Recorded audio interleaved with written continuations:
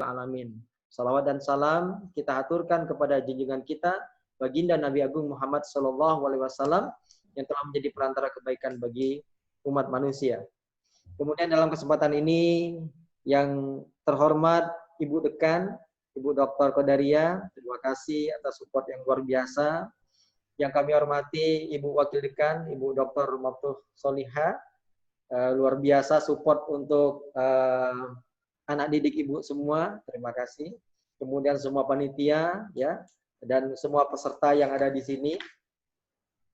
Kami tentunya menyambut para hadirin semua, walaupun perjumpaan kita online.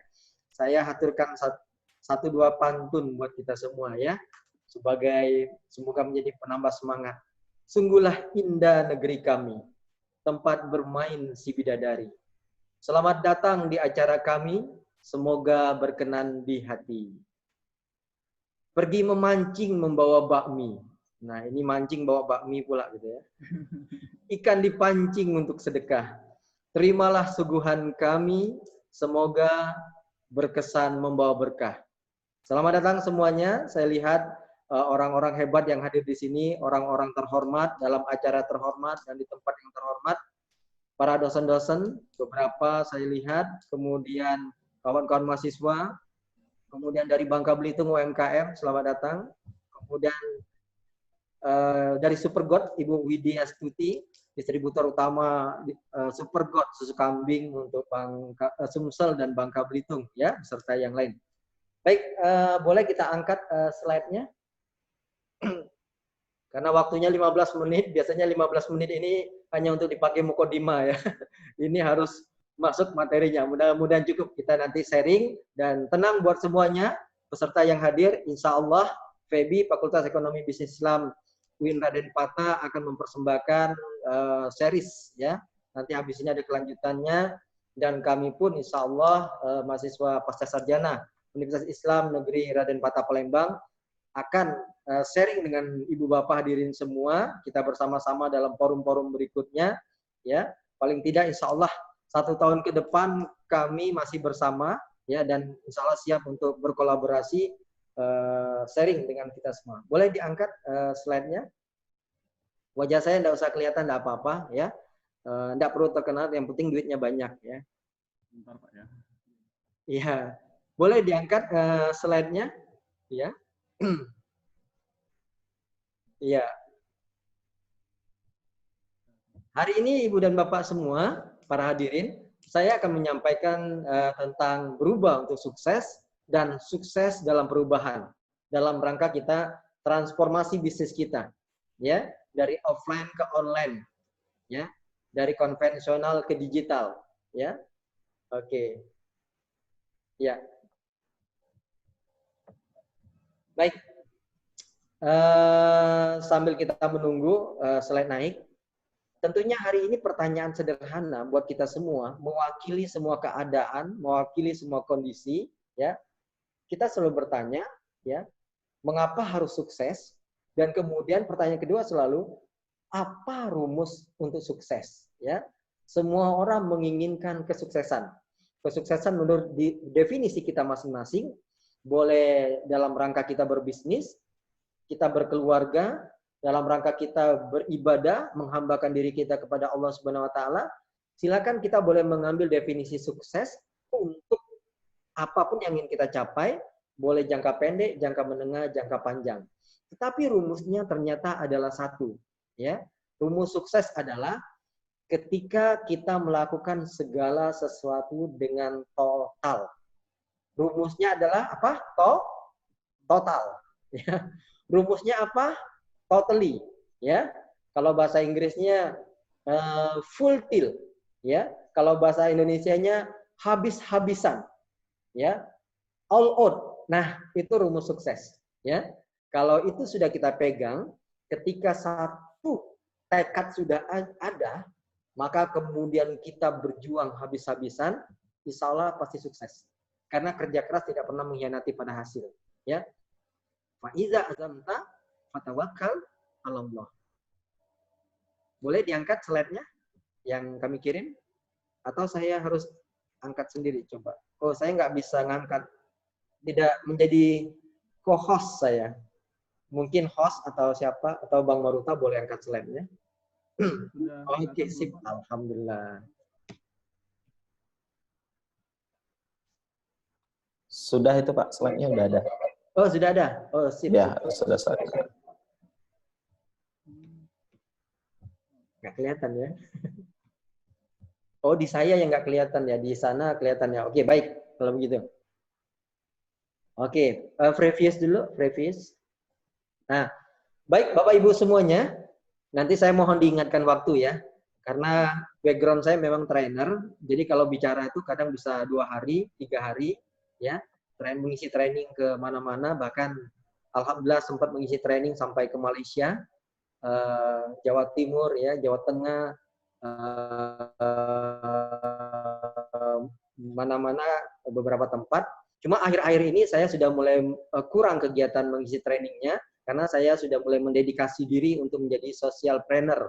Jadi beberapa yang disebutkan oleh moderator tadi, itu adalah perusahaan-perusahaan yang kami dirikan, tetapi tim, ya, tim. Tidak hanya saya sendiri, tim yang kita bentuk, gitu kan. Saya bergerak di bidang susu kambing Supercore, alhamdulillah dibina oleh Ibu Widya Stuti dan tim dari Palembang. Kemudian di Bangka Belitung kami juga membentuk tim, sama-sama bergerak, tumbuh bersama secara berjamaah. Kami mendirikan usaha di bidang pertambangan, pasir kuarsa. Kebetulan sekarang lagi membutuhkan modal juga, kalau mau ikut investasi boleh. Itu tim juga, gitu ya. Kemudian saya di LPPOM MUI membina, bersama saya ada sekitar 105, kurang lebih 105 baik auditor maupun tenaga manajemen, itu tim juga. Jadi kita kerja bersama-sama. Zaman sekarang sudah bukan Superman lagi, tapi super tim, ya. Karena kalau Superman capek sendiri kita. Capek sendiri, resiko ditanggung sendiri. Tapi kalau super tim, yang mendoakannya banyak, yang masarinya juga banyak, yang investasi banyak, yang kontrol juga banyak, gitu kan. Tapi kita kecipratan rezeki, gitu ya. Seperti di LPPOM MUI yang saya pimpin saat ini, mendapat amanah itu, kawan-kawan yang menjalankannya, saya kebagian diundang ngisi seminar, ngisi training, ngisi workshop, lumayan juga rezekinya gitu ya. Baik, kita masuk sini, next. Rumusnya adalah full tilt. Ingat baik-baik, kalau mau sukses di bidang apapun, rumusnya adalah total, habis-habisan, all out. Kalau ada pemilihan mahasiswa teladan, dipilih pasti yang semangat, tidak pernah dipilih yang loyo, ya. Tidak pernah dipilih yang IPK-nya di bawah garis kemiskinan, tidak pernah. Selalu yang IPK-nya di atas rata-rata, yang kamlud, ya. Kalau ada pengiriman karyawan untuk belajar ke luar negeri, pasti dicari yang all out, yang totally, yang habis-habisan, ya. Kadang-kadang orang yang habis-habisan, totally all out, dia kadang-kadang pinternya biasa-biasa aja. Tapi karena semangatnya luar biasa, jadi dia terpilih, ya. Oke, next, berikutnya. Ya. Ini tolong dipahami, sekedar pengantar saja. Di dalam dunia bisnis, di sekolah, di kampus, di tempat kerja, di masyarakat, manusia selalu terbagi atas 3 kelompok. Ya, kelompok pertama adalah the achiever, orang-orang bintang yang mengejar prestasi. Jumlahnya sangat sedikit, 10% paling tidak. Ya. Kemudian yang kedua adalah self seeker, ya, very average people, ordinary people, orang rata-rata. Jumlahnya banyak, memenuhi perusahaan, masyarakat dan sebagainya, jumlahnya sekitar 60 bahkan sampai 80%. Yang ketiga adalah tipe the loser. The loser ini jumlahnya mirip dengan achiever. The loser ini adalah sang pecundang. Pertanyaan sekarang adalah, dari 1, 2, 3 ini, ibu, bapak, kita semua ada di mana? Saya yakin dan percaya kalau melihat wajah-wajah ibu, bapak hadirin semua, ya, you are the achiever, man. Anda adalah orang-orang bintang, saya yakin dan percaya. Karena dari sekian banyak yang menerima informasi ini, ibu dan bapak yang bersedia masuk ke sini, itu sudah menggambarkan bahwa Anda sudah punya mental dan karakter sang juara. Ya, maka selamat datang para orang-orang bintang di dalam seminar yang diadakan oleh Fakultas Ekonomi Bisnis Islam Universitas Islam Negeri Raden Patah Palembang. Next. Oke, saya jelaskan secara singkat saja. Ayam bakar Mas Mono. Ya, pasti kenal. Sekarang ada di mana-mana, betul kan ya? Saya mau tanya, lebih enak ayam bakar Mas Mono atau ayam bakar bikinan kita atau bikinan orang tua kita? Belum tentu ayam bakar Mas Mono, betul kan ya? Boleh jadi ayam bakar bikinan kita lebih enak lagi. Tetapi kenapa yang terkenal, cabangnya ada di mana-mana, omsetnya berlimpah, Mas Mono, bukan kita. Karena kita tidak bisnis, tidak kita sistemkan, dan bahkan di zaman sekarang tidak kita digitalkan. Next. Next. Kalau ini kenal ya, Pak Bob Sabdino ya. Kalau dia datang ke Palembang, datang ke Bangka Belitung, ya, kalau dia mendarat pakai kolor pun pasti akan disambut oleh pejabat. Pak Gubernur akan sambut, ya. Tapi dia cuma pakai kolor karena dia memang sudah terkenal. Sehingga pakai pakaian biasa pun orang sudah tahu dia. Kalau kita belum terkenal, belum apa-apa, bergayalah, berpakaianlah satu level di atas kita. Nah, gitu kira-kira ya. Nah, yang mau saya ceritakan, Bob Sadino ini juga dulu memulai usahanya dari jual sayur, telur, ikan, sayur, telur, ikan, sayur, telur, ikan, kemana-mana. Sanggupkah kita menjalani fase itu? Sanggupkah kita menawarkan, saya punya super God, ini bagus sekali buat asam urat, buat rematik, kolesterol, ya, diabetes, ini susu kambingnya murni dan sebagainya. Ketika kita ditolak sekali, 2 kali, kalau kita mental pejuang, kita harus senang. Kenapa harus senang? Karena hidup itu berimbang. Ketika sudah ditolak sekali, 2 kali, 3 kali, 4 kali, 5 kali, 10 kali, kita sudah menghabiskan jatah ditolak. Berikutnya jatah diterima, diterima, diterima, diterima, diterima. Sesederhana itu. Next. Laundry. Sekarang dia ada di mana-mana franchising-nya, ya. Apakah Bapak Ibu hadirin tahu bahwa Laundry Simply Fresh ini bermula dari 1 mesin cuci di Jogja, di gang sempit, ya. Semuanya harus dimulai dari kerja keras. Totally. Next. Pecel lele Lela. Ini juga kisahnya dramatis sekali ya. Bisa bercucuran air mata, bisa nangis bombay kita ya. Karena ketika memulai usaha juga sama dia ngontrak, kemudian diusir sama yang punya kontrak, ya, pindah lagi dan sebagainya. Sekarang ada di mana-mana ya. Next.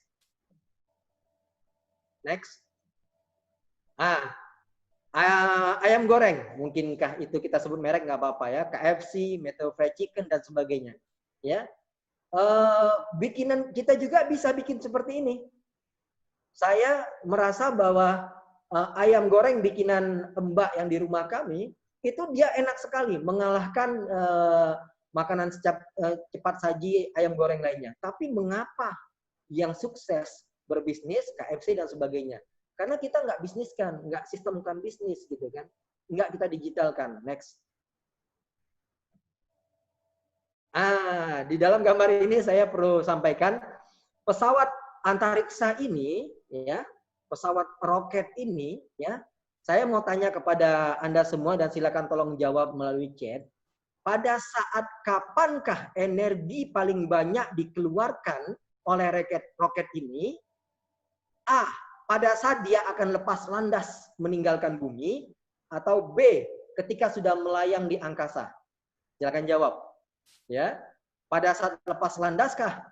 Pada saat kapankah energi yang paling banyak dibutuhkan oleh pesawat ini, roket ini? A, pada saat dia akan lepas landas meninggalkan bumi, atau B, pada saat ketika sudah melayang di angkasa? Betul. Jawabannya mayoritas semuanya lepas landas. Karena apa? Karena ada gaya gravitasi bumi, betul kan? Gaya gravitasi bumi yang menarik roket tersebut. Maka dia harus punya daya tolak yang luar biasa. Ketika sudah di angkasa, sudah melayang. Pada saat memulai bisnis, yang paling berat adalah kita mengalahkan diri kita sendiri. Kita masih ketarik dengan karakter kita yang lama, perilaku kita yang lama, gaya berpikir kita yang lama. Jangan-jangan bisnis masih mikir-mikir gitu kan. Jangan-jangan nanti nggak untung. Jangan-jangan ya. Ya, jangan-jangan ya memang Anda jangan-jangan gitu kan. Dan akhirnya jangan-jangan. Nah, gitu ya. Jadi kalau dalam agama Islam diajarkan oleh guru kami, oleh ustadz ya, beberapa hal yang kita jangan pernah ragu, disegerakan. Pertama, mengebumikan orang meninggal, jangan dilama-lamakan, jangan lewat 24 hari. Kedua, menikah. Ketika kita sudah istikharah, ketemu calon yang cocok, nikah.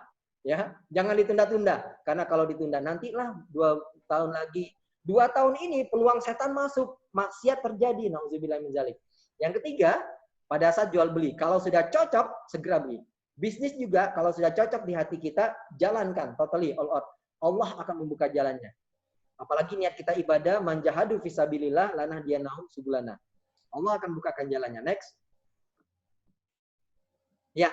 Nah, sebenarnya ada simulasi, tapi saya sadar diri karena waktu terbatas. Ya, saya akan jelaskan saja buat Bapak Ibu semuanya. Ketika kita mau berubah, kita akan ketemu yang namanya dua penghalang. Ketika kita mau melakukan apapun, hari ini nanti Bang Uta dan Pak Kemas akan berbicara transformasi digital. Ketika kita mau transformasi digital, kita akan ketemu dengan dua penghalang ini. Ini yang paling berat. Dan ini ada pada diri kita sendiri. Manusia tidak akan pernah mampu dikalahkan oleh orang lain. Manusia hanya mampu dikalahkan oleh dirinya sendiri. Yang pertama adalah penghalang mental. Penghalang mental ini bahaya. Masuk ke dalam alam mimpi kita, bawa tidur, mimpilah, mimpi dikejar anjing, mimpi dikejar hantu, gitu kan ya, dan sebagainya. Nah, yang pertama adalah penghalang mental. Ini ada pada diri kita. Yang kedua adalah penghalang fisik. Pada saat kita mencoba pertama, hasilnya nggak langsung bagus. Hasilnya nggak langsung bagus. Tapi kalau Anda komitmen, istiqomah lakukan kedua, ketiga, keempat, kelima, keenam, dan seterusnya, hasilnya semakin sempurna. Ya, next. Oke, next. Mengapa kita malas berubah? Next. Ya, oke. Inilah musuh-musuh kita.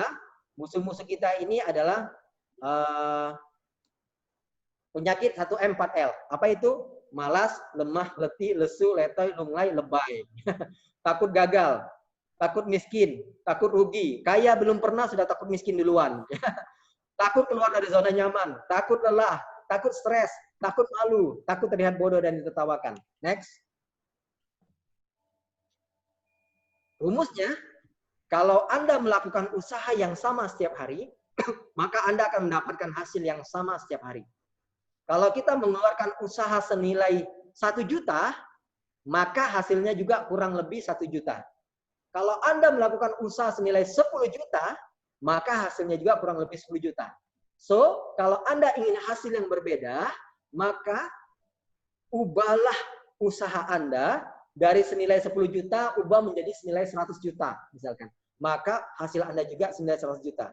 Kalau Anda biasa bangun jam 5 pagi, baru kemudian aktivitas, coba ubah menjadi jam 3 pagi.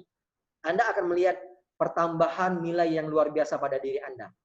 Catat baik-baik, boleh dipotret, boleh diingat, ini penting sekali.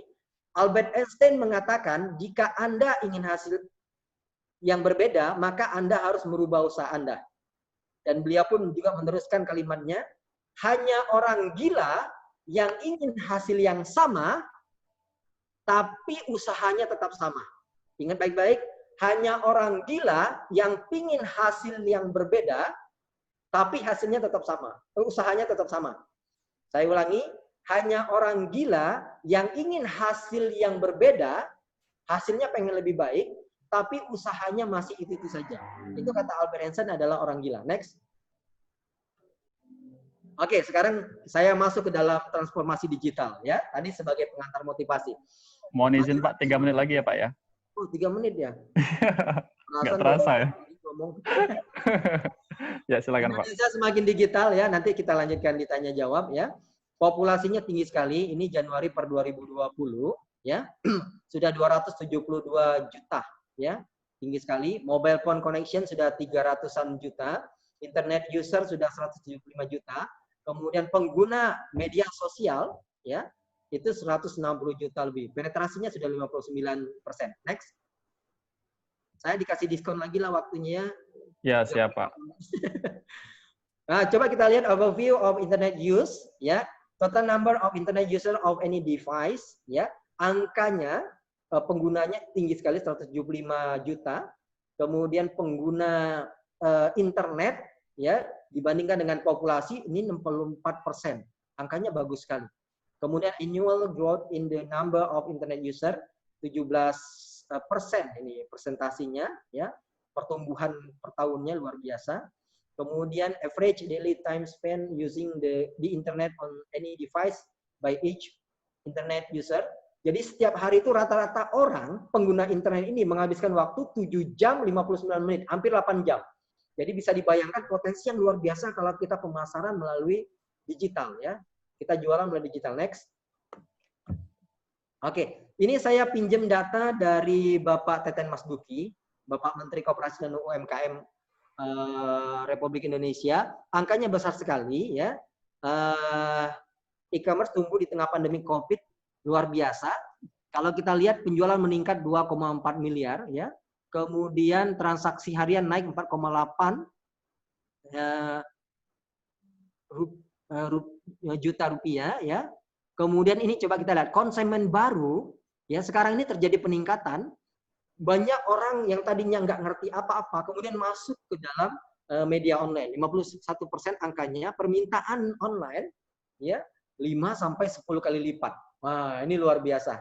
Saya pun diajari oleh salah satu mentor bis saya, Ibu Widi, bahwa ya kita silaturahim setiap hari melalui handphone kita kan digital, say hello ke 10 orang, 20 orang dan sebagainya, insya Allah ada hasil. Next. Oke, kita lihat ini. Perubahan perilaku konsumen ini perlu disikapi dengan semangat digitalisasi oleh UKM. Indonesia ini negara dengan total revenue e-commerce terbesar ke-9 di dunia. Diprediksi ini akan semakin meningkat, luar biasa. Ya, yang pertama masih tetap dipegang oleh Cina dengan angka plus minus 1 juta. Ya, luar biasa. Oke, ini nanti Ibu dan Bapak bisa baca lebih lanjut sendiri. Dampak digitalisasi. Nah, ini yang perlu dicatat.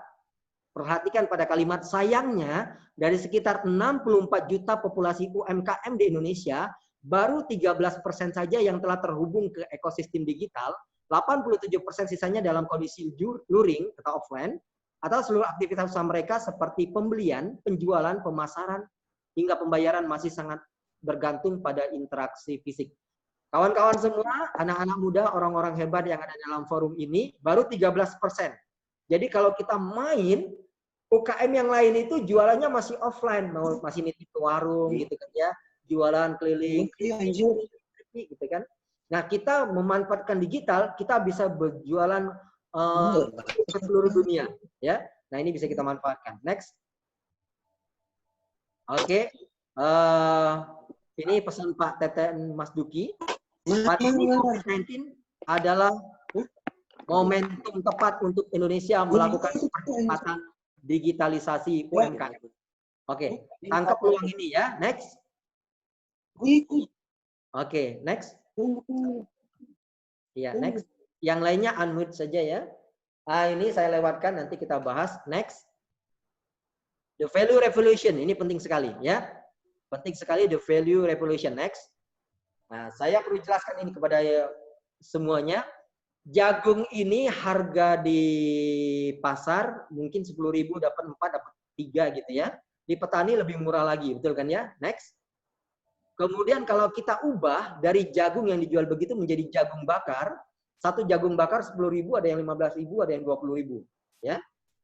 Nah, tergantung toppingnya. Kemudian kalau jagung kita jadikan perkedel, nilai tambahnya bertambah, ya. Kemudian kalau kita jadikan dodol, lebih bertambah lagi. Kalau kita jadikan popcorn, lebih bertambah lagi. So, jangan buat produk kita biasa. Bikin nilai tambah dan manfaatkan digitalisasi. E-commerce ini dimanfaatkan. Nanti Bang Uta akan memberikan contoh konkret ya, bagaimana langkah-langkah kita. Next. Contoh, kopi. Kopi kalau per kilo butiran harganya mungkin cuma 10.000 per kilo. Kalau dirubah menjadi Nescafe saset, harganya mungkin sudah 2.000 per saset. Kemudian kalau kopi dijual yang ada logo McD, itu lebih mahal lagi. Siapa yang tahu berapa harga kopi di McD? Silakan diketik. Siapa yang tahu harga kopi di McD? Coba kita lihat. Apakah Anda pernah minum kopi di McD dan di Starbucks? Ya, 25.000 rupiah. Oh, itu menandakan bahwa Anda minum kopi di McD sekitar plus minus 10 tahun yang lalu lah ya. Nah, sekarang belum pernah kayaknya ya. Mungkin kopi-kopi yang nanti kopi sponsor kita ini ya. Di McD sudah mahal, apalagi di Starbucks. Ya, ada yang 60.000 ya, tergantung variasi dan sebagainya. Oke ya. So, value revolution buat nilai tambah, kemudian jual online. Ya. Next. Oke. Ini silakan nanti di lain waktu Anda catat pencapaian pengen 2021 ini apa. Next. Oke, digitalkan bisnis kita, ya. Nah, tahapan-tahapannya tidak ada yang lain. Kami pun sama. Saya memimpin beberapa usaha ini, LPPOM MUI, orang-orang daftarnya online. Ternyata biaya kita jauh lebih murah dan kita pun bisa menurunkan harga, gitu ya. Oke, next. Next. Ya, bisnis Anda tetap akan tumbuh selama Anda mau bergerak. Ini saya bikin kalimat motivasi ini saat saya bersama dengan beberapa unsur pemerintah mendirikan sekolah entrepreneur. Alhamdulillah sekolah entrepreneur yang kita dirikan terus mencetak anak-anak muda Bangka Belitung untuk mereka yang dari keluarga latar belakang kurang mampu menjadi berwirausaha, gitu ya. Baik, tolong dicatat baik-baik, diingat baik-baik, dipotret, direkam, ya, dijadikan status. Silakan. Kalimatnya adalah kita sering mengikuti seminar, workshop, pelatihan dan sebagainya banyak sekali. Tetapi mengapa tak berdiri usaha kita?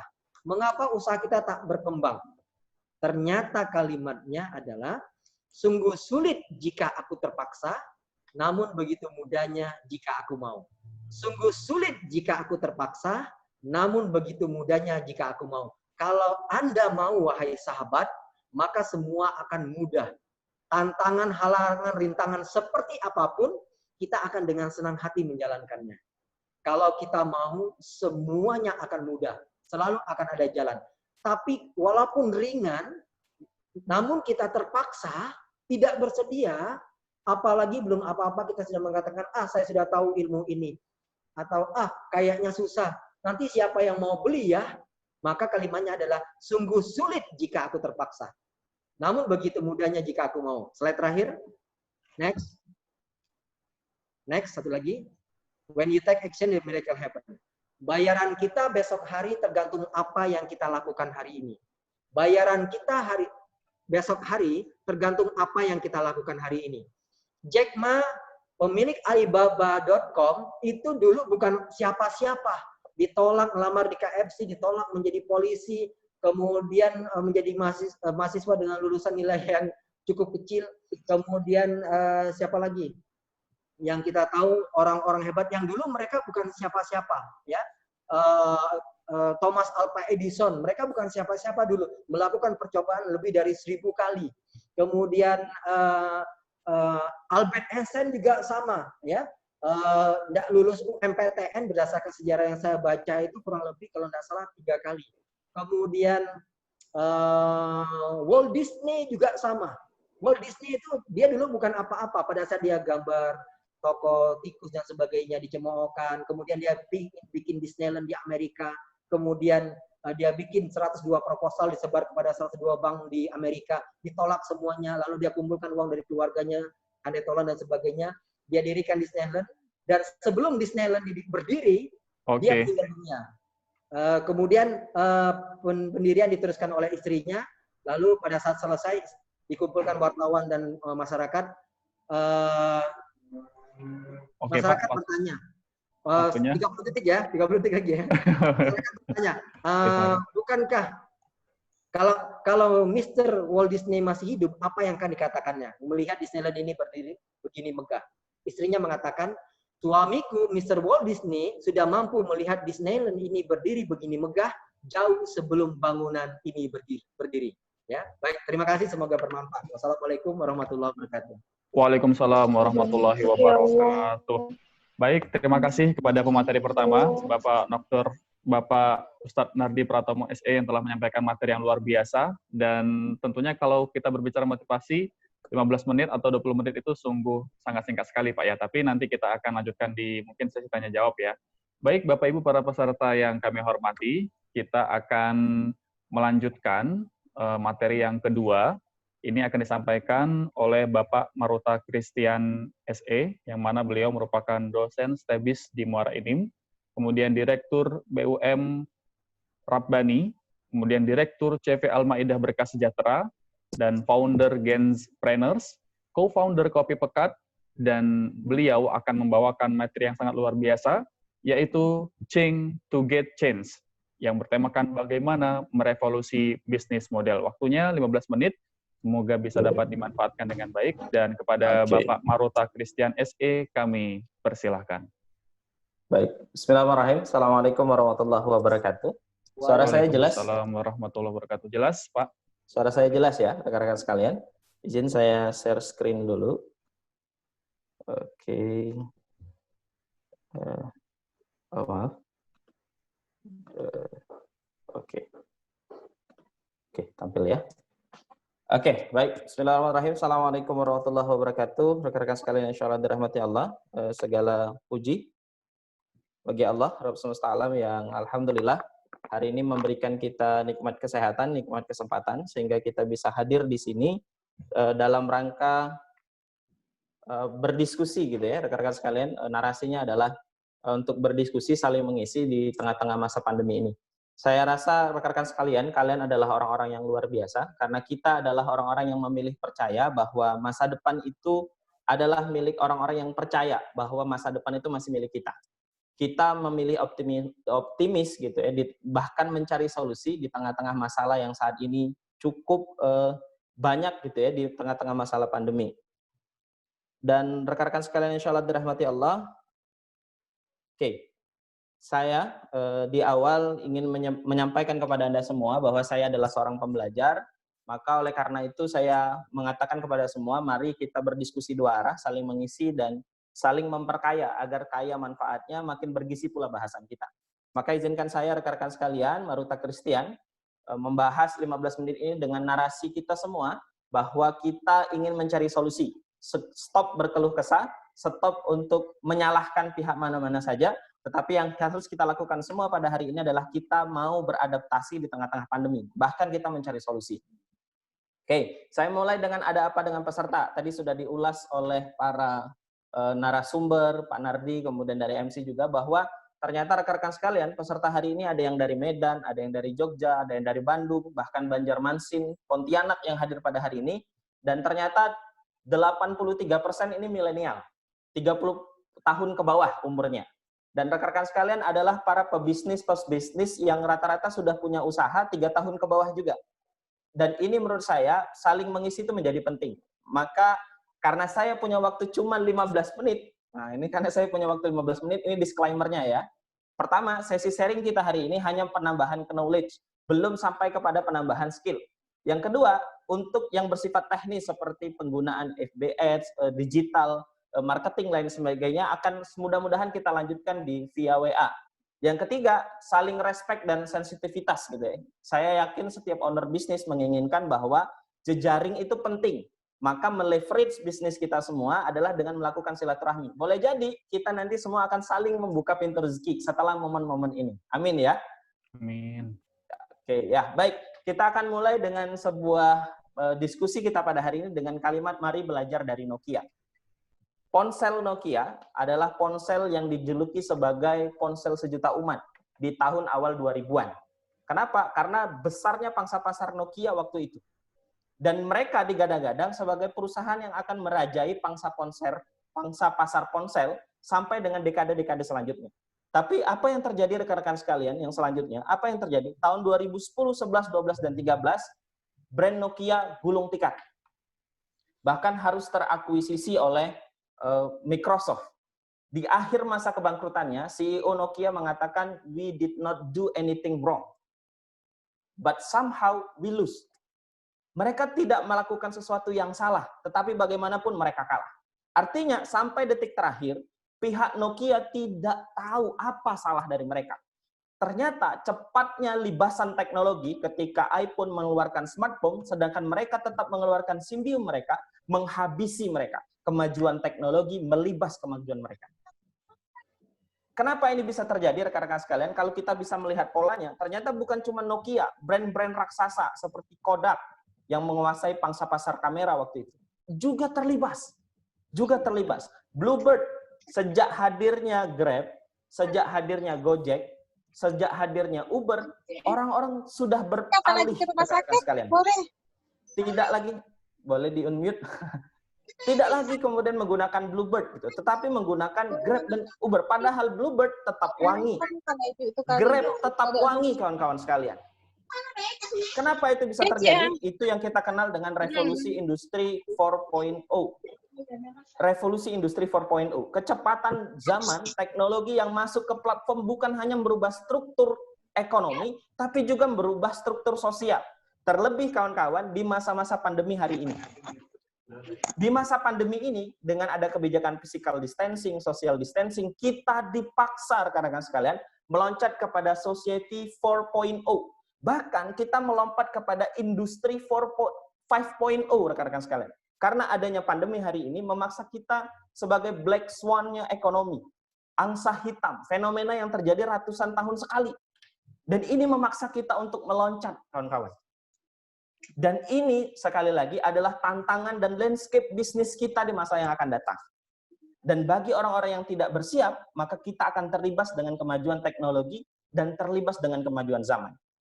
Profesor Renal Kasali menyatakan bahwa masyarakat yang merayakan perubahan, disruption, perubahan dari pola lama ke pola baru, itu adalah masa depan.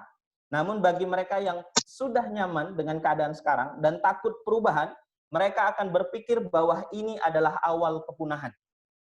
Bagi kawan-kawan yang tidak siap beradaptasi masuk platform digital, maka siap-siap kita akan punah. Kawan-kawan sekalian yang insya Allah dirahmati Allah, siapa di antara kita yang tidak pernah belanja di Shopee, tidak pernah belanja di Lazada, tidak pernah belanja di Tokopedia? Saya rasa hampir dari kita semua pernah belanja online, atau belanja COD di Facebook, dan lain sebagainya.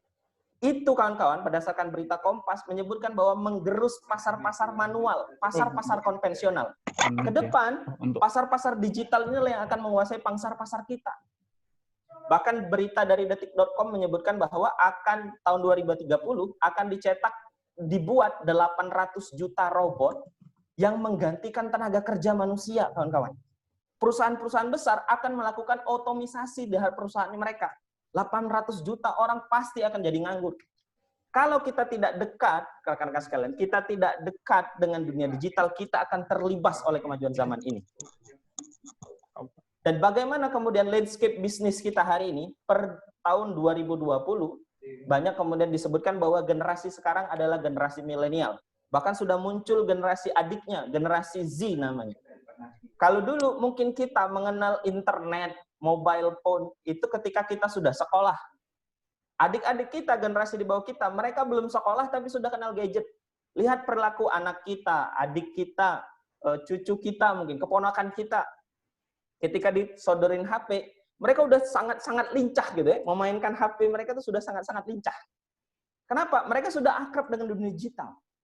Dan tadi datanya sudah disampaikan oleh Pak Nardi, ada 175 juta orang yang menggunakan internet. Dan 60%-nya aktif sampai menghabiskan waktu itu 8 jam per hari. Artinya, sepertiga hidupnya, rekan-rekan sekalian, dihabiskan di depan gadget. Sepertiga hidupnya dihabiskan memainkan internet, media sosial. Kalau kita sebagai seorang pebisnis, mestinya menangkap ini semua. Menangkap ini semua sebagai proses bisnis, kawan-kawan. Proses bisnis yang bisa mengembangkan, bahkan meleverage usaha kita. Kemarin saya sudah memberikan, penyelenggara sudah memberikan kepada kawan-kawan di grup untuk membuat bisnis model kanvas ya.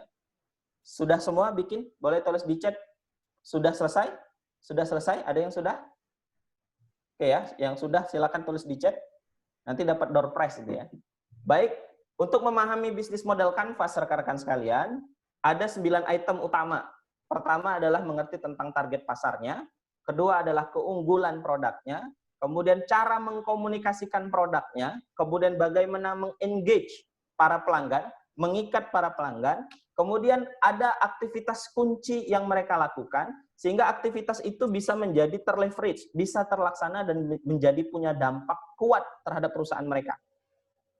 Nah ini saya rasa sudah saya jabarkan di penyelenggara di grup, gitu ya. Nah step yang harus kita bahas, ini rekan-rekan sekalian, karena lagi-lagi ini 15 menit, gitu ya. Maka saya ngambil contohnya adalah mind mapping. Rekan-rekan sekalian, setelah Anda sudah membuat BMC, bisnis model canvas yang kawan-kawan sudah buat, step-nya rekan-rekan sekalian adalah Anda membuat mind mapping ide bisnis Anda. Saya ulangi, step awalnya kawan-kawan adalah membuat mind mapping. Mind mapping ini memudahkan kita melakukan step by step untuk merevolusi bisnis model yang kita lakukan. Ya. Ini penting. Nah, ada 4 item utama selain market segmentasi, kemudian ada produk, ada kemudian delivery order untuk proses closing, kemudian adalah digital marketing. Saya minta kawan-kawan fokus kepada 2 titik saja, yaitu di produk ini kawan-kawan, kemudian di digital marketing.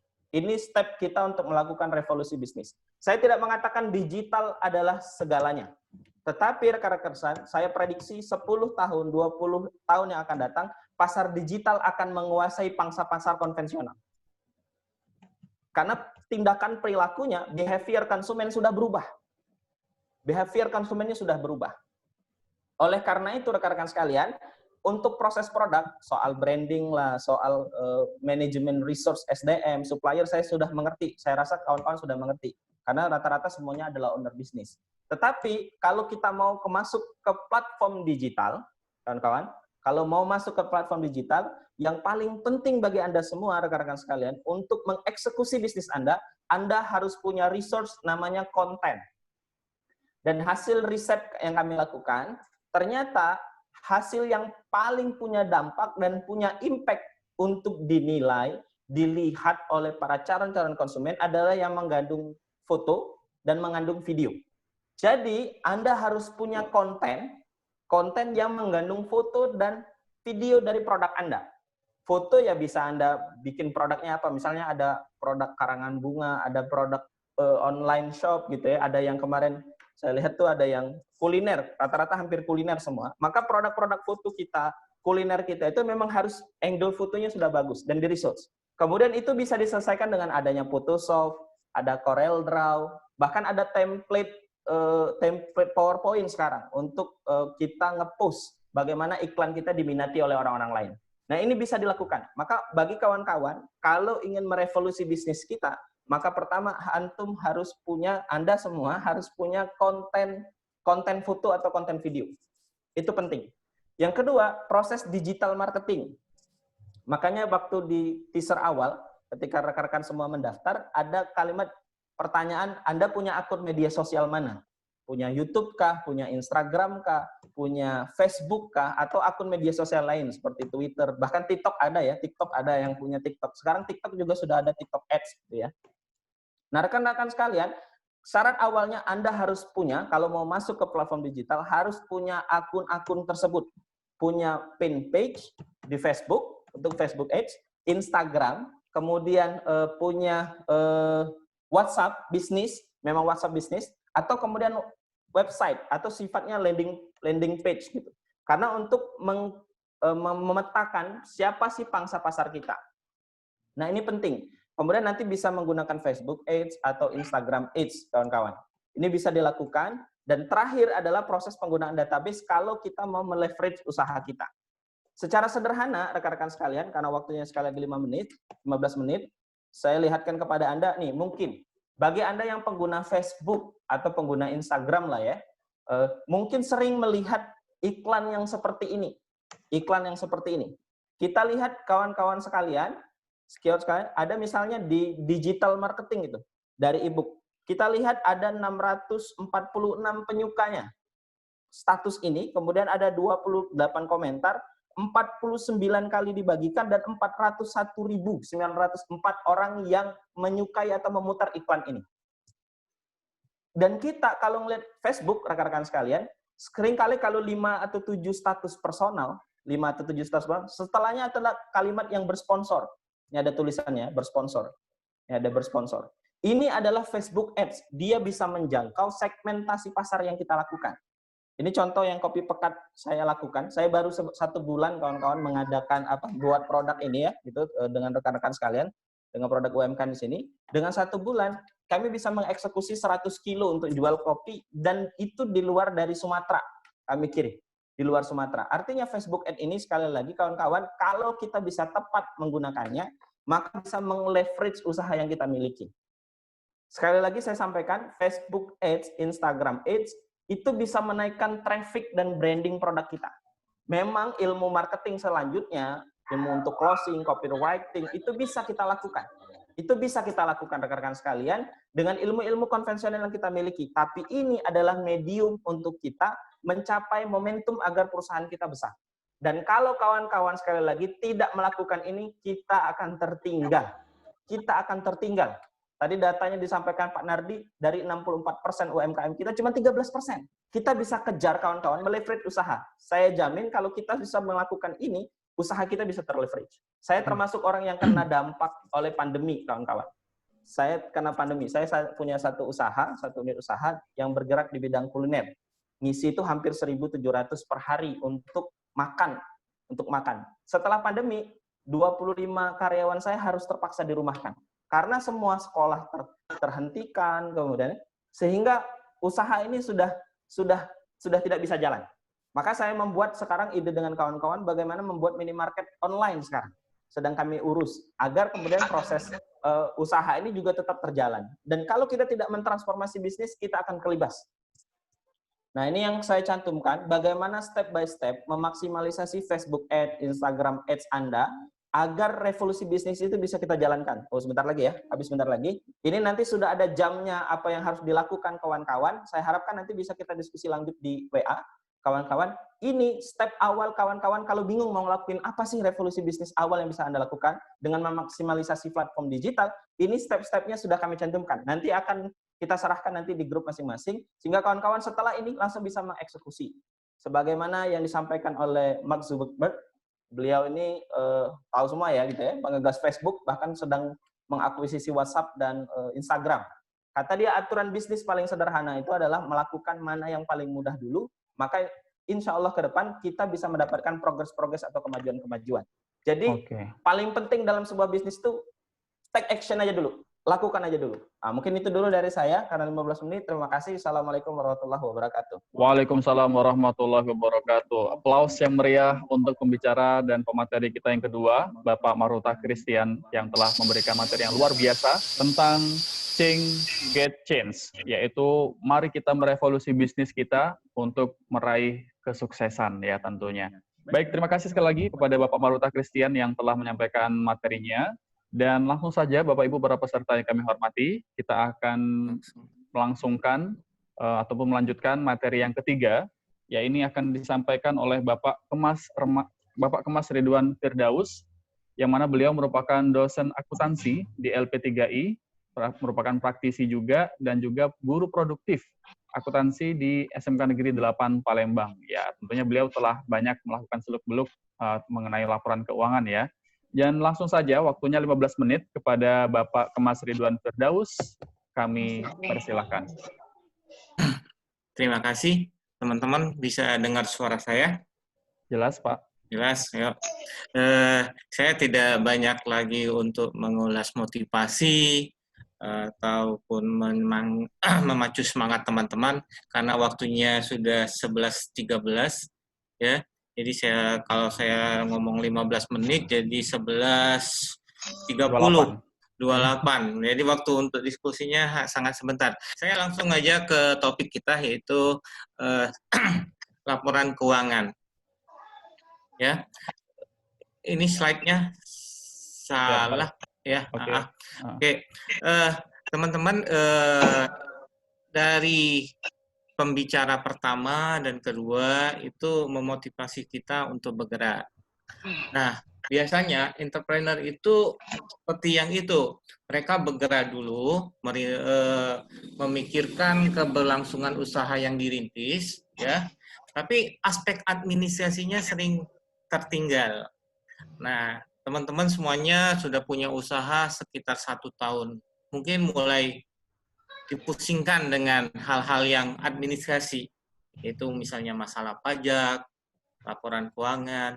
Itu berdasarkan pengalaman saya memang mulai kerja itu, saya lulusan memang akuntansi, mulai kerja itu tahun 95-an, itu dari mulai akuntansi yang zaman bahula yang pakai kertasnya banyak sekali, sampai sekarang tanpa kertas. Ya. Bukan analisa laporan keuangan, Ded, yang satunya. Halo? Iya, ya, Pak. Oh, bukan, Pak ya? Iya. Yang ada laporan keuangan. Ada enggak? Terakhir dapat yang ini, Pak. Saya angkat sendiri aja ya. Oke Pak, coba Pak. Oke. Nih, ya ini. Nah, jadi ketika sudah berjalan setahun, itu mulai terasa ada kesulitan di administrasi, ya, yang sering tertinggal dari teman-teman entrepreneur. Tapi sekali lagi, seperti yang pembicara pertama dan kedua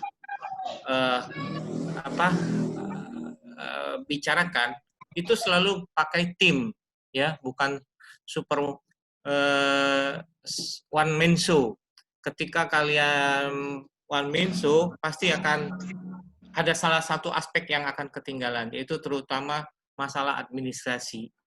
Makanya dari pertama Pak Nadi ngomong mereka adalah tim, Pak Maruta juga ngomong mereka adalah tim. Nah, untuk membentuk tim, ya, berdasarkan pengalaman saya yang ngikutin berapa perusahaan, saya sudah lompat itu, saya memang orangnya senang explore, ya, explore pengetahuan. Saya pengen coba di perusahaan dagang gimana sih akuntansinya, di perusahaan properti gimana akuntansinya. Saya di perusahaan karet. Halo, ya, perusahaan karet. Nah, di situ butuh, kalau membuat tim, salah satunya butuh yang ngerti keuangan. Nah, untuk membentuk tim itu biasanya ganjil. Jangan pernah membuat tim itu dalam bentuk yang genap, yaitu bertiga, berlima, karena setiap tim pasti ada masalah. Ketika untuk ngambil keputusan, kalau timnya genap, itu tidak akan pernah ngambil keputusan. Karena kalau terbelah dua, misalnya genap, itu pasti imbang. Jadi kalau misalnya 3, itu pasti 2 lawan 1. Nggak mungkin 1,5 lawan 1,5. Nah, di situ. Terus kalau 4, itu pasti 2 lawan 2. Nah, dari tim itu disarankan oleh saya, itu salah satunya mengerti laporan keuangan. Karena laporan keuangan itu sangat berarti bagi usaha teman-teman semua. Karena ujung-ujungnya nanti semua yang diomongin tadi dari Pak Nardi, Pak Maruta, itu ujung-ujungnya nanti pasti ke masalah keuangannya, ke dananya, efisiensinya, dananya dapat dari mana, apakah harus ngutang, apakah harus ngeluarin uang sendiri lagi, ya. Tapi untuk sekarang, zaman digital, itu dana tidak terlalu besar seperti waktu zaman manual. Karena semua banyak dipangkas, biaya-biayanya banyak dipangkas, terutama biaya tenaga kerja. Itu bisa dilakukan dengan sedikit tenaga kerja, karena semuanya dibantu oleh aplikasi, teknologi, itu juga.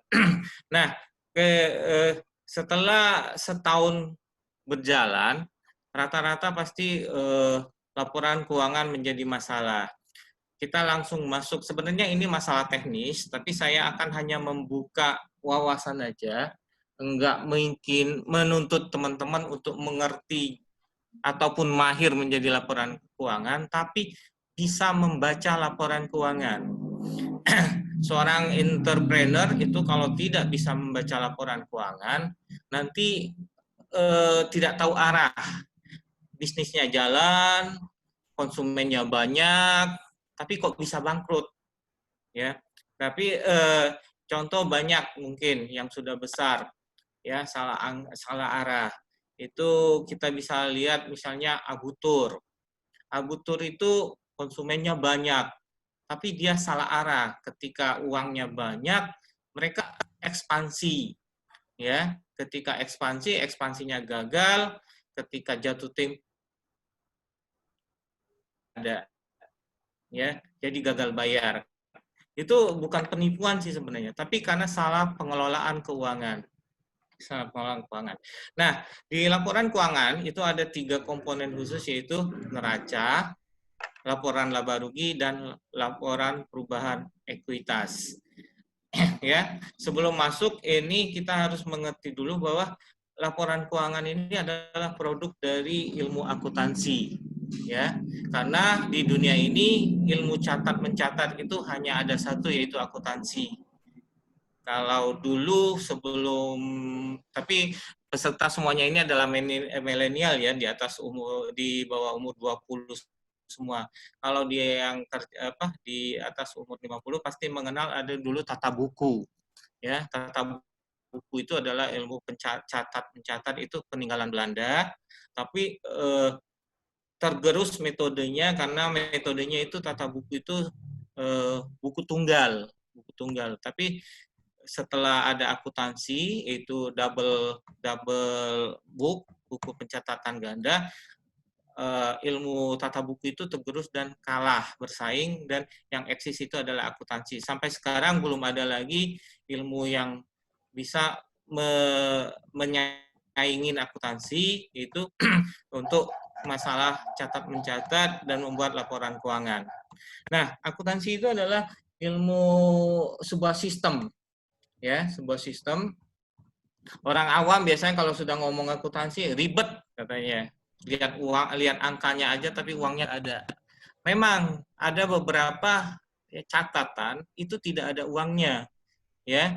Nah, itu dikenal dengan istilah accrual basis, bukan cash basis. Kalau cash basis itu uangnya ada baru dicatat.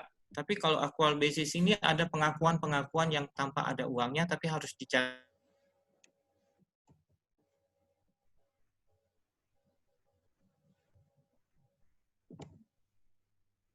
Tenaga akuntansi susah menerangkannya. Saran saya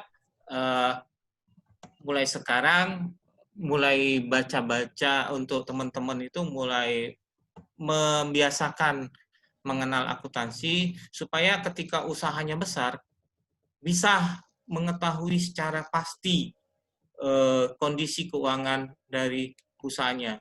Jadi saudara-saudara, teman-teman nggak perlu ahli akuntansi, enggak.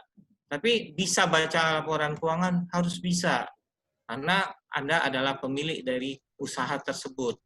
Ya, kita meninjak pada neraca. Neraca adalah laporan yang menunjukkan aktiva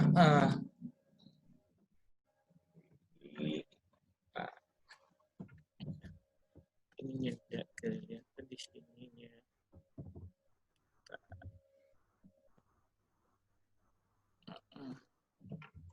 Ya, neraca, saldo, ekuitas, dan tanggal tertentu. Jadi dia menunjukkan nih gambarnya. Jadi neraca itu. Nah, di neraca itu hanya ada 3 komponen, yaitu aktiva, kewajiban, dan total dan modal. Modal di sini disebut ekuitas. Ya, jadi di sisi aktiva itu menggambarkan seluruh harta yang kita punya.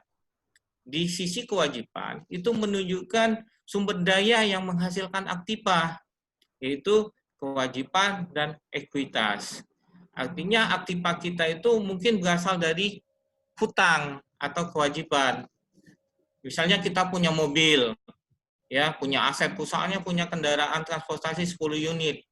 Dari mana sumber dayanya? Oh, dari hutang atau dari utang. Itu bukan kewajiban. Oh, ada lagi 10-nya lagi, oh itu modal sendiri, itu dari ekuitas. Nah, di sinilah kita bisa mengetahui bahwa usaha saya ini besar pasak dari pada tiang atau enggak. Ya. 2 menit lagi Pak ya, mohon izin. Nah, oke, saya percepat aja. Terus yang perlu diperhatiin lagi adalah laba rugi. Laba rugi itu secara umum orang awam itu berapa modal, berapa hasil penjualan, selisihin, itulah laba. Memang benar itu. Tapi itu secara cash basis. Tapi kan kita usaha itu ada yang sudah dikeluarin dulu. Misalnya kendaraan tadi digunakan. Kendaraan itu digunakan setahun kan nilainya turun. Nah, penurunan nilai itu adalah biaya yang uangnya sudah dikeluarin dulu. Dalam akuntansi istilahnya penyusutan, biaya penyusutan. Ya. Jadi makanya nanti saya sudah bagi di slide satunya itu analisa laporan keuangan itu ada istilahnya EBIT ya, terus EBITDA ya, sama laba operasional ya, laba sebelum pajak. Nah, itu nanti menggambarkan bahwa laba itu dilihat dari mana ya. Pernah saya baca juga Erick Thohir itu Menteri BUMN mengeluh puncuk pimpinan dari BUMN itu nggak bisa baca laporan keuangan. Kan aneh, gimana dia mau mengambil keputusan kalau nggak bisa baca laporan keuangan. Jadi di sini sekali lagi laporan keuangan itu nanti menentukan arah dari hal-hal yang sudah dibicarakan oleh Pak Marutah tadi secara teknis. Nah, untuk teman-teman saran saya, kalau mau mulai mengenal akuntansi itu nggak usah langsung ke cara buatnya, tapi cara bacanya dulu pelan-pelan. Mulai dari cara bacanya, ketika kita sudah mengenal cara bacanya, pasti kita nanya, oh ini dari mana? Oh ini dari mana? Tapi kalau kalian masuknya dari cara buatnya pasti pusing karena nggak tahu apa-apa hasilnya gimana. Jadi pendekatannya adalah laporan keuangan. Ketika kita sudah bisa baca laporan keuangan, untuk mengerti cara buatnya lebih mudah. Nah, disitulah yang sering menjadi miss dari teman-teman entrepreneur karena mereka langsung memikir cara buatnya laporan keuangan itu. Nah, saran saya yaitu kita belajar cara bacanya. Ya, tadi neraca tadi sudah, sekarang laba rugi itu seperti yang saya tampilkan di slide itu, ini adalah perusahaan dagang, ya. Tapi kalau perusahaan jasa itu lebih mudah lagi, yaitu nggak ada harga pokok. Karena kalau perusahaan dagang itu ada stepnya memang, ada harga pokok penjualan. Jadi harga pokok penjualan itu adalah benar-benar biaya yang dikeluarkan untuk mendapatkan barang tersebut dan untuk siap dijual. Di luar biaya lain lagi, yaitu biaya administrasi dan umum, biaya tenaga kerjanya, biaya marketingnya, dan biaya yang lain-lainnya. Ya, tapi kalau perusahaan jasa itu sebentar minta 5 menit, 1 menit lagi aja sebelum Pak. Ya. Nah, terus ada laporan perubahan modal, ya, laporan perubahan modal. Nah, laporan perubahan modal ini nanti bedanya ketika dia berupa bentuk perusahaannya. Kalau teman-teman sudah berupa bentuk PT, itu lebih gampang karena ada pemisahan antara modal yang dikeluarkan berdasarkan saham dengan laba-laba yang akan dihasilkan atau rugi yang dihasilkan setiap tahun berjalan. Tapi kalau teman-teman hanya masih bentuk UD, usaha dagang orang pribadi, nah itu nanti akan agak sulit membedakan mana harta pribadi, mana harta yang nanti dihasilkan dari usaha. Ya.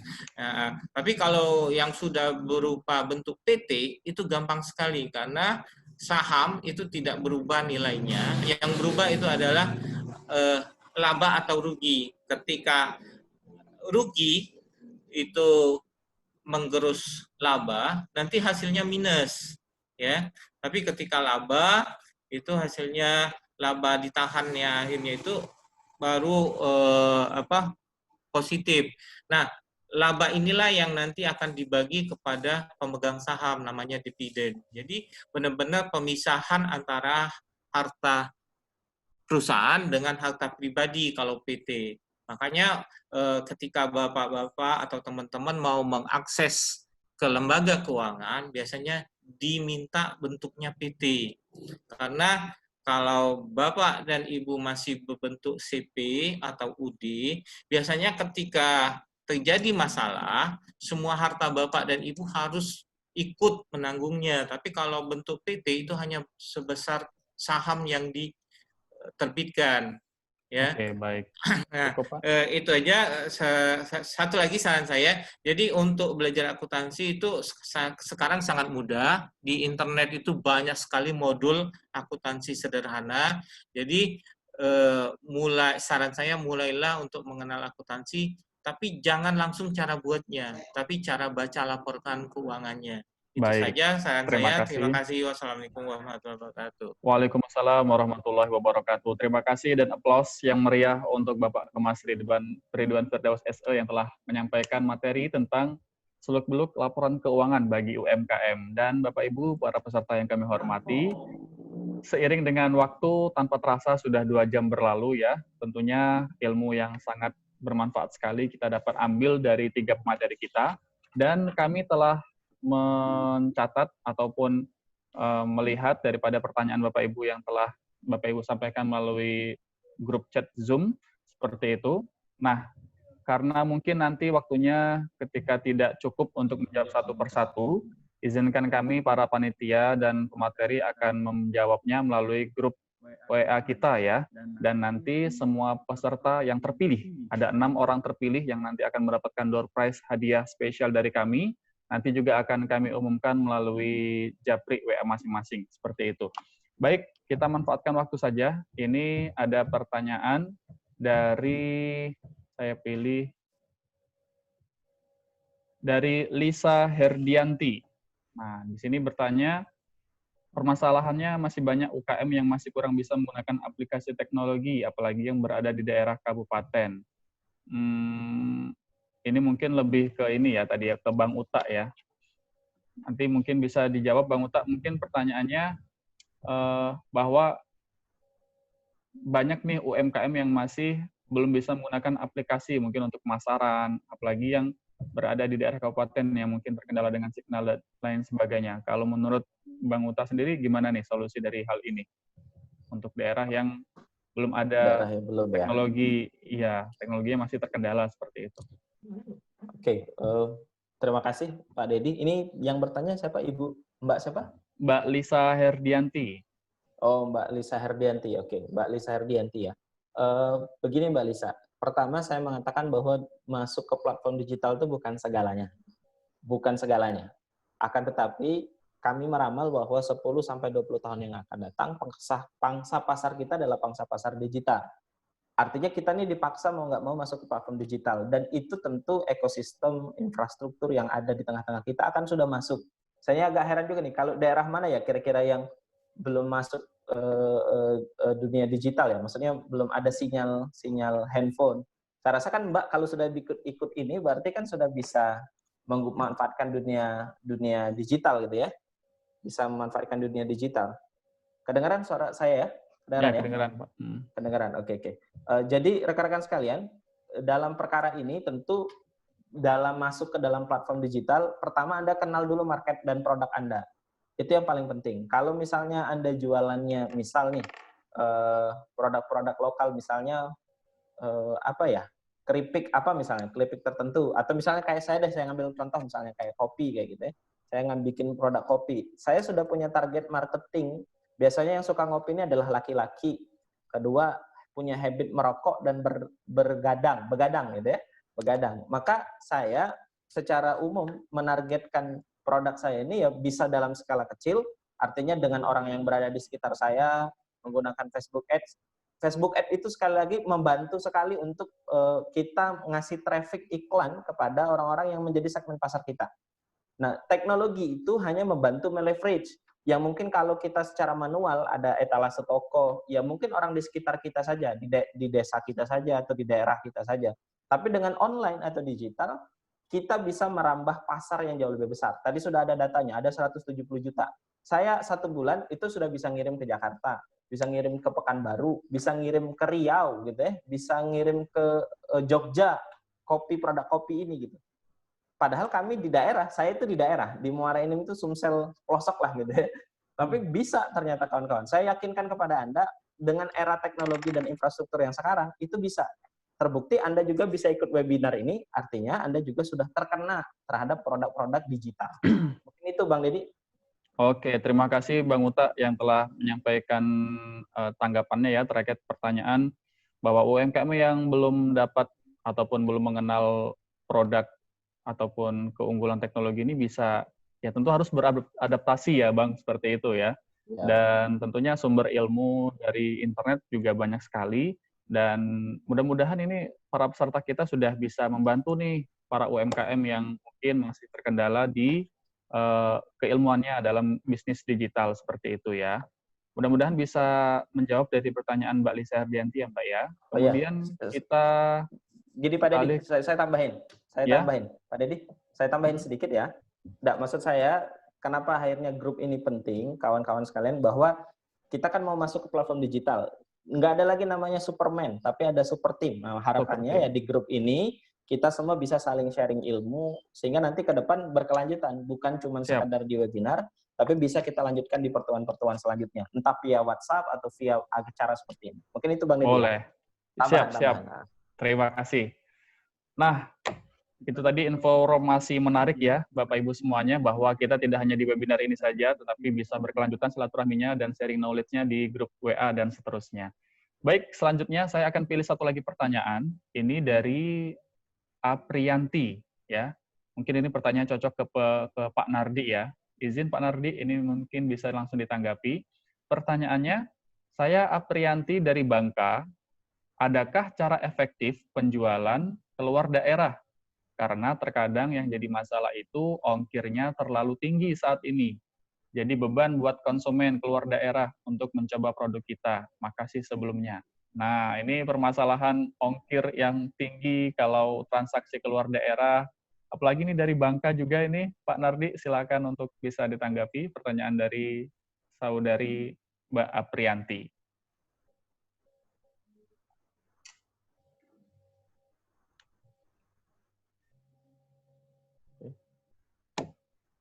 Pak Nardinya mana nih? Silakan di-unmute Pak Nardi sebelumnya.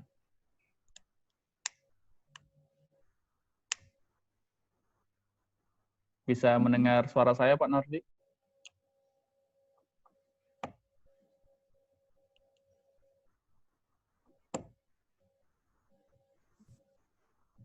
Oke. Sorry tadi belum di-unmute ya. Oke, siap. Oke, baik. Terima kasih Bang Dedi.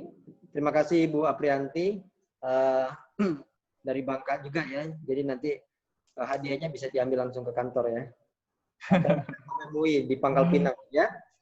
Dan untuk kawan-kawan dari Palembang nanti mohon kesediaannya untuk bersilaturahim ke Bangka ya. Insya Allah. Baik, justru kita sedang membicarakan bagaimana kita mengonlinekan, mendigitalkan bisnis kita, produk kita, seperti itu, supaya kita nggak kerepotan. Kan sekarang ini, apakah penjualan offline tetap diperlukan? Tetap diperlukan, ya, terutama untuk merambah pasar-pasar yang di dekat, yang seputar kita, ya, kanan kiri, kuatkan basis kita. Kemudian dengan online, ya kita bisa memasarkan kemanapun yang kita inginkan. Tadi sudah dijelaskan bisa kerjasama dengan Shopee, dengan Bukalapak, dengan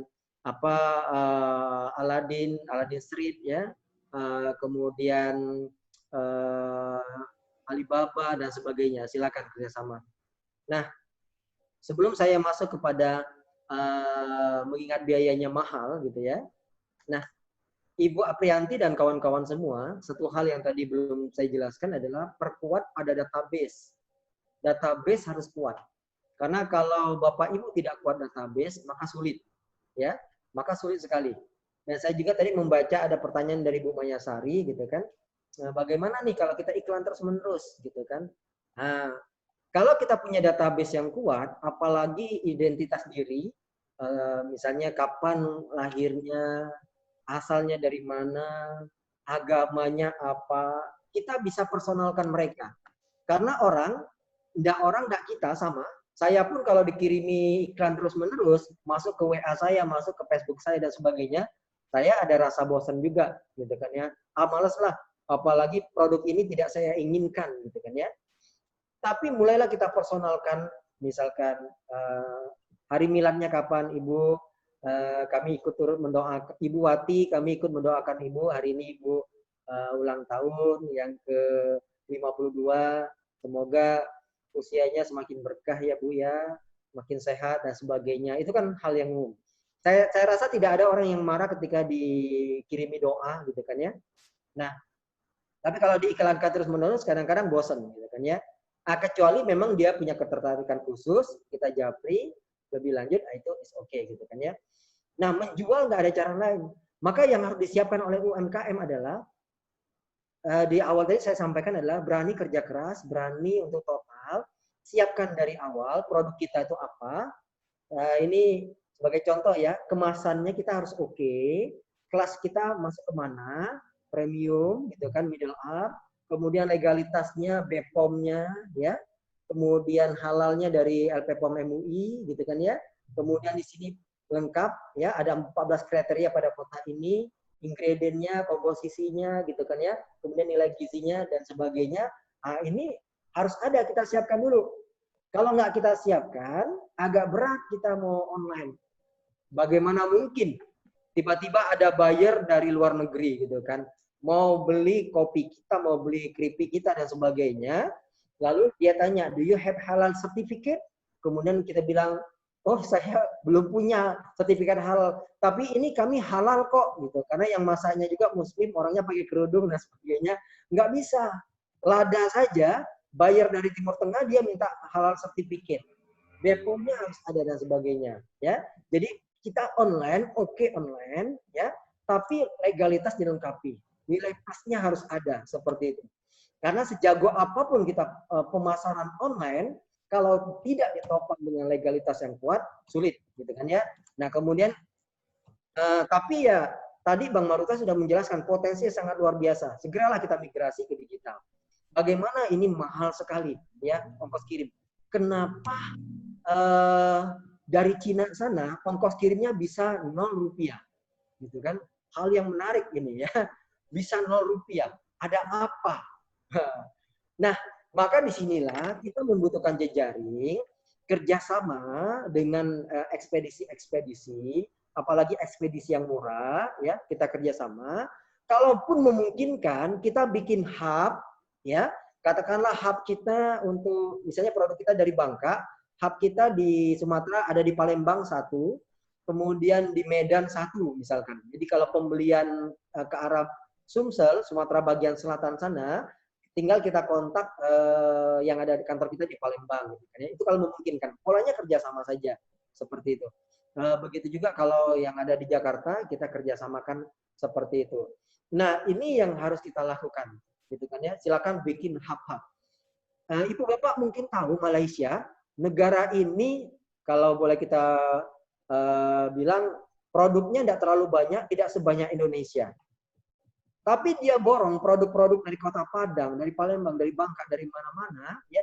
Dia menjadi hub sebagai penghubung produk dari kita yang dilabel dengan merek mereka, kotak dan kemasan mereka untuk dilemparkan lagi ke pasar Timur Tengah, lemparkan lagi ke pasar Eropa, lemparkan lagi ke pasar Amerika dan sebagainya, produknya produk kita.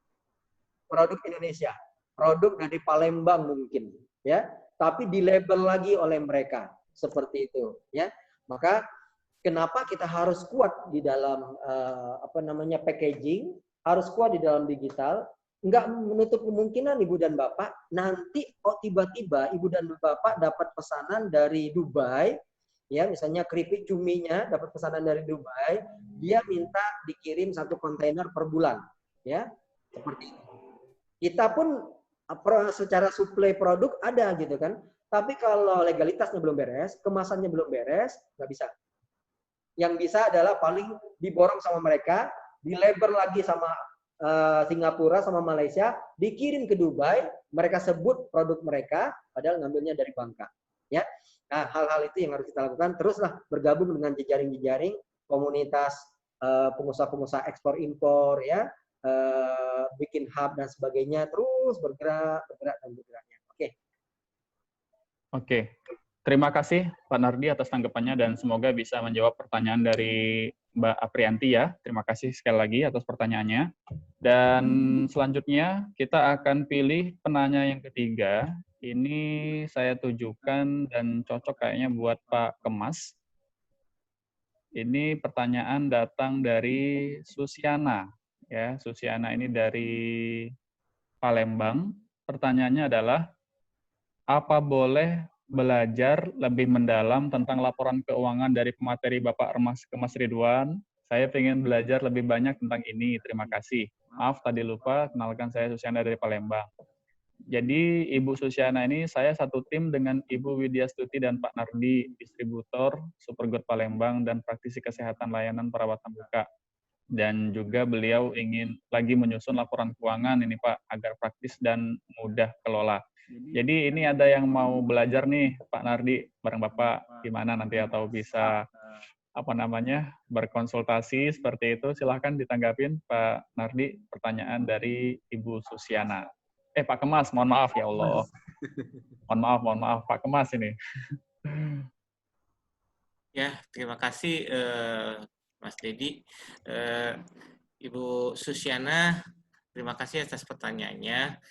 Jadi ketika Ibu mau menyusun laporan keuangan ini, kita harus tahu dulu bentuk usaha Ibu, terus unit usahanya apa, bergerak dalam bidang apa. Tadi saya sudah chat pribadi, katanya di situ kan sudah dijawab itu distributor Supergold dan praktisi kesehatan.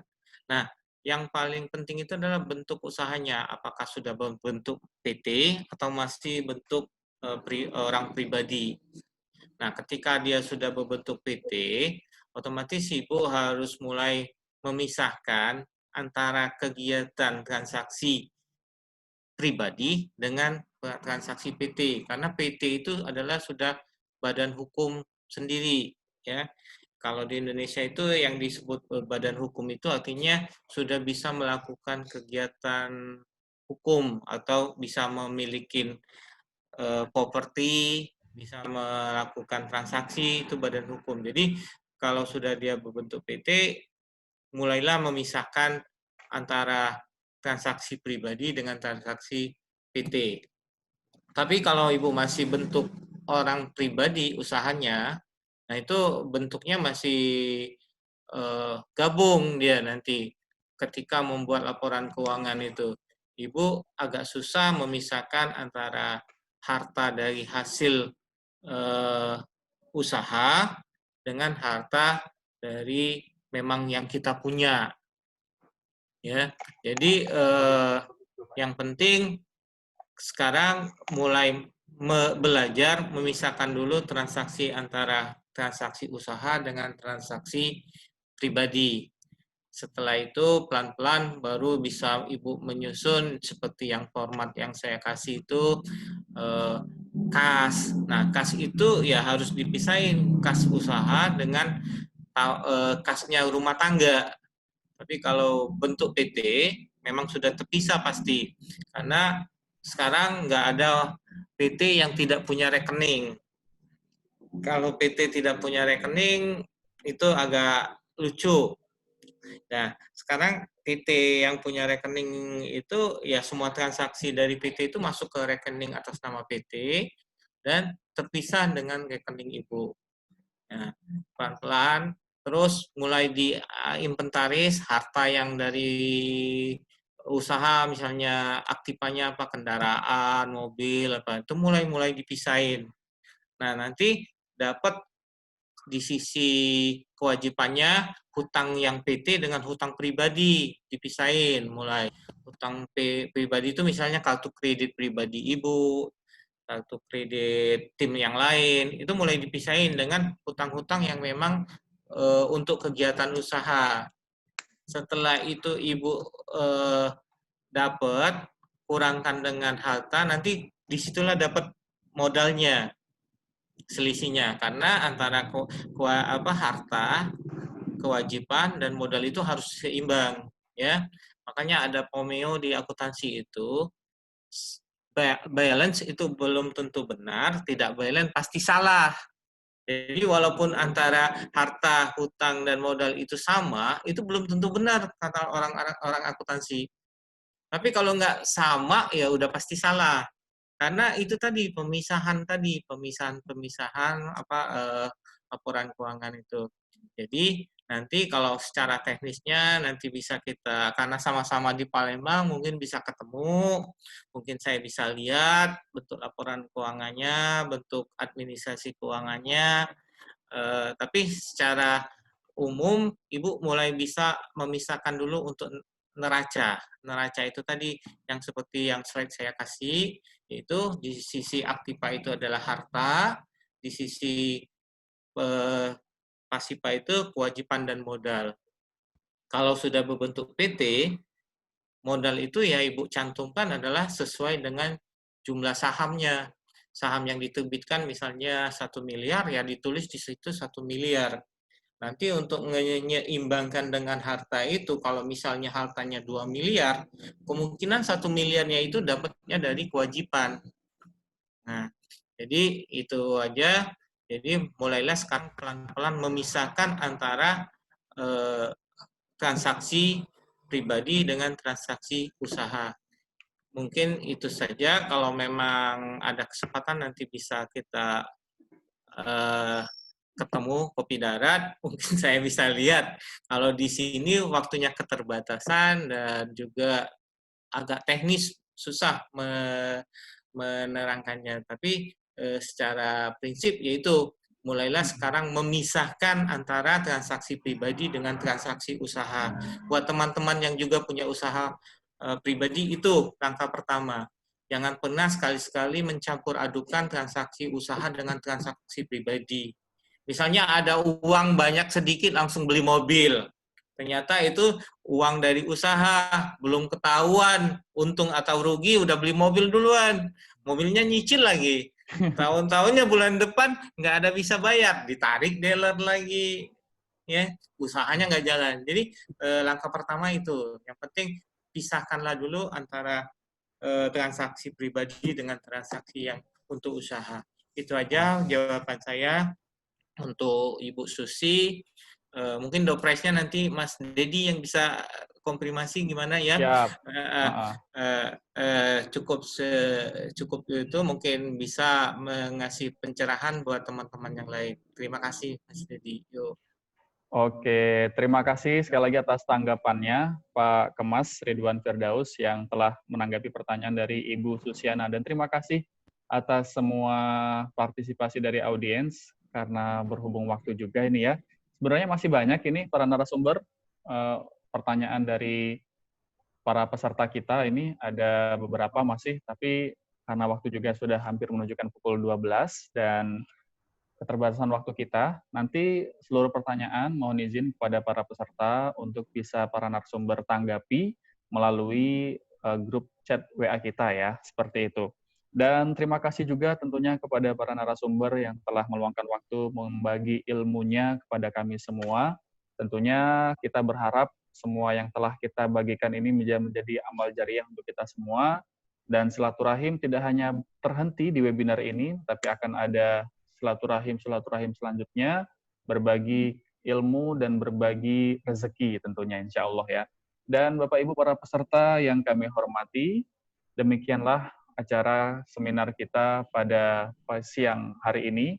Tentunya saya sebagai moderator mengucapkan permohonan maaf yang sebesar-besarnya atas segala kekurangan, kesalahan, dan kehilafan saya dalam memandu acara webinar pada pagi sampai dengan siang hari ini. Dan kepada Allah kami mohon ampun. Marilah kita tutup acara webinar pada siang hari ini dengan bersama-sama melafazkan Alhamdulillah. Alhamdulillahirabbil alamin. Semoga kita semua selalu dalam keadaan sehat walafiat. Semoga selalu sukses atas semua bisnis dan urusan kita semua. Dan tentunya kita dapat menjadi insan yang dapat memberikan dampak positif bagi seluas-luasnya masyarakat dan berguna bagi nusa bangsa dan negara kita. Amin ya rabbal alamin. Saya Dedi Rianto dan segenap para panitia serta seluruh rekan-rekan para narasumber dan semua yang terlibat untuk mensukseskan acara pada siang hari ini. Kami mohon pamit undur diri. Terima kasih atas segala partisipasinya. Wallahul muwaffiq ila aqwamit thoriq. Wassalamualaikum warahmatullahi wabarakatuh. Waalaikumsalam warahmatullahi wabarakatuh. Oke, terima kasih. Terima kasih.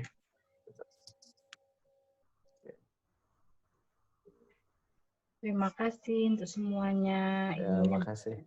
Ya, Pak. Ya. Oke, live ya. Ini aku catat. Oke,